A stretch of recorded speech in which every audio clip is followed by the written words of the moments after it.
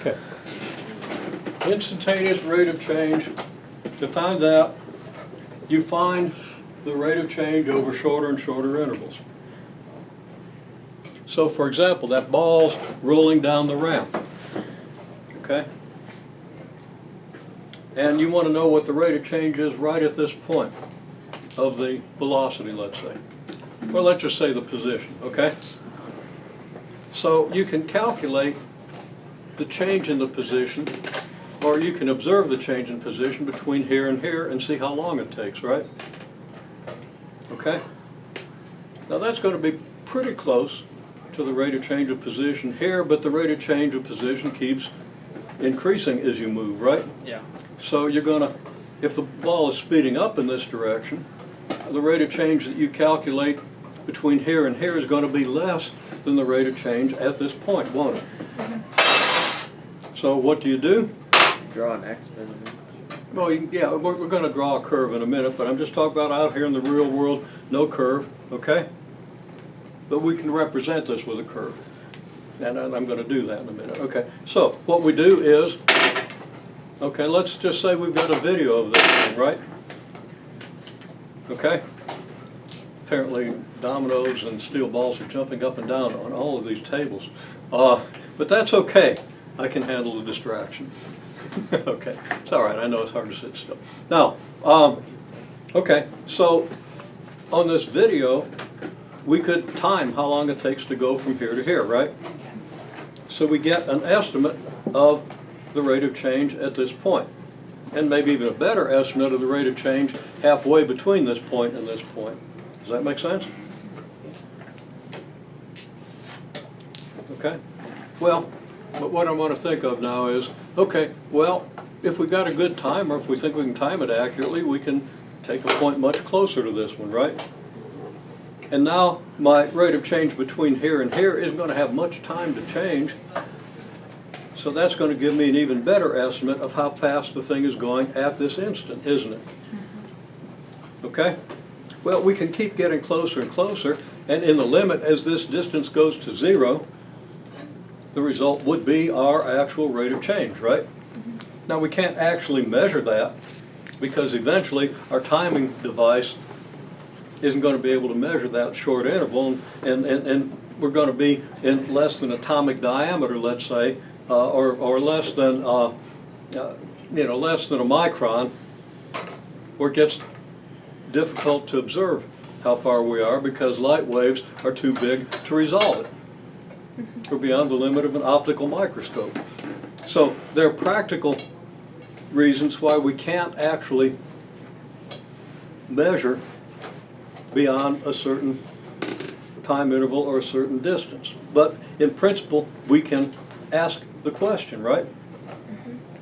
So in principle, we can think of letting the length of the interval approach 0. Okay?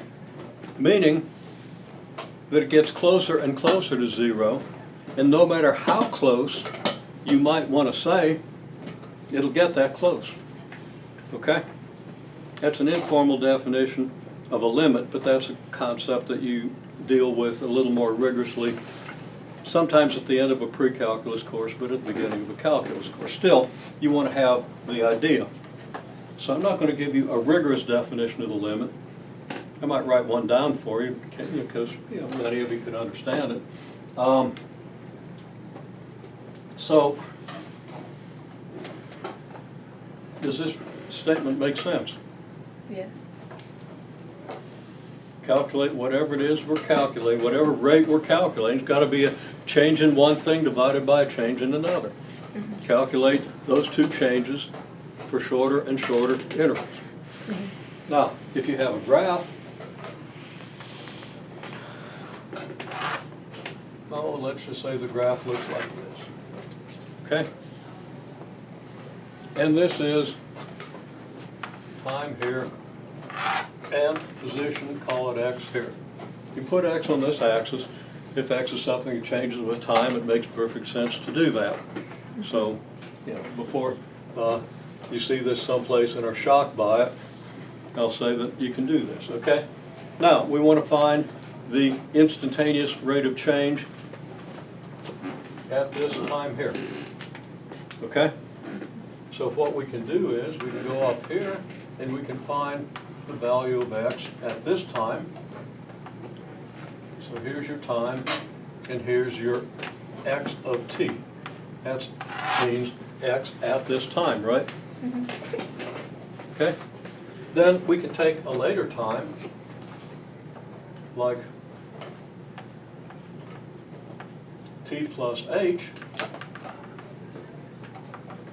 and we get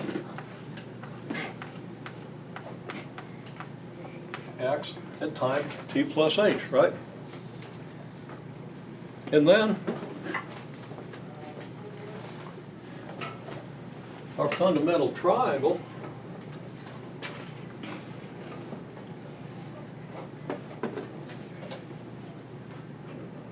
is going to have a rise that's equal to the change in x, a run that's equal to the change in t, right? So the rise equals change in x, run equals change in t, so the slope, which is change in x over change in t, is the average rate of change of x with respect to t. Does that make sense?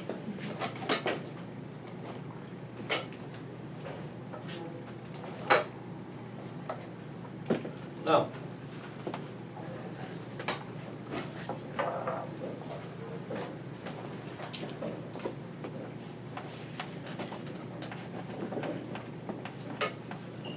as h approaches 0, that arrow means h gets closer and closer to 0 in the sense of a limit, getting closer and closer with no limit to how close.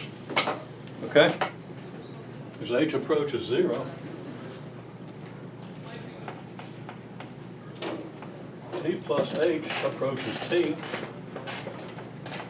and x of t plus h has to approach x of t, right?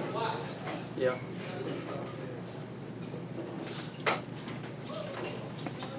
But the slope doesn't change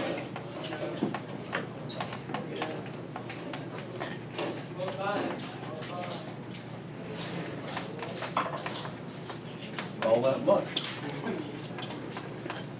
At least assuming you started with a pretty small value of h. Okay?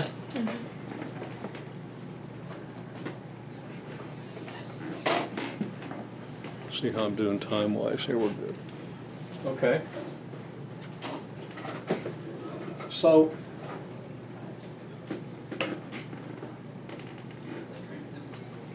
the closer you get, and here's where I'm going to wave my hands and say just by magic, but it's kind of something that you can understand intuitively.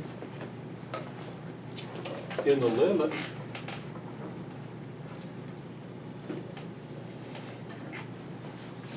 the slope that you get approaches the slope of the tangent line. Now, do we know what a tangent line is? If you've had geometry, you should understand a tangent to the circle or a tangent to a curve, right? It's a line that touches the curve in exactly one point, right? Without cutting the curve. And anywhere near that point, within some vicinity of the point, it doesn't cut the curve, okay? I mean, if the curve goes like this and then turns around, it could well be that somewhere out here, the tangent line cuts the curve again. So you're only interested in what happens in a neighborhood of this point, okay? Okay, well, let me relate that to something else that you asked about.